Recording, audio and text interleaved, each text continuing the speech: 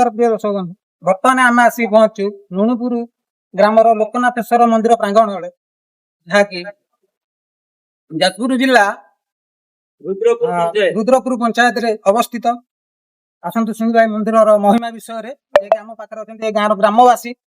सीधा सड़क आम कथा ये मंदिर विषय पचारि बुझा सर कौन आप परिचय देले मो ना सुभाष चंद्र साहू ग्राम नुणुपुर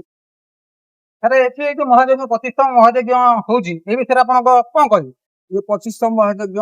महासमारोह पालन होती जाग यज्ञ सहित प्रवचन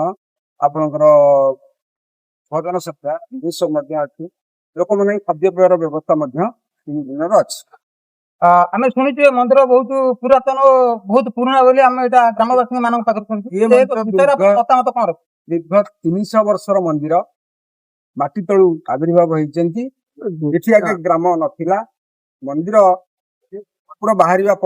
आमर ये ग्राम आसी प्रतिष्ठा है। चलतु बर्तमान आम पचारि बुझा ए मंदिर रे पूजा करुवा कि पौरोहित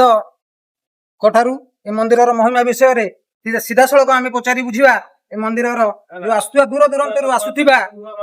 जो भक्त मान विषय रे आसतु पचारि बुझा आपन परिचय टिके देबे मुझे विचित्र कुमार पाड़ी मंदिर विषय कौन कहे मंदिर लोकनाथ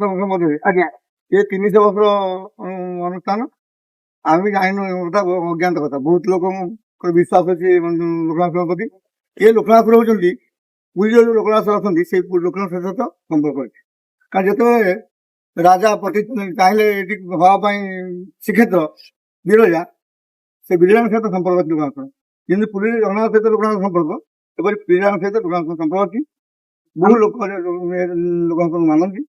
बहुत लोक समागम देती समस्त मनोवान जे रोगी ये हलिया पड़ते जाती भल जाती रोग बहुत लोग मनोकामना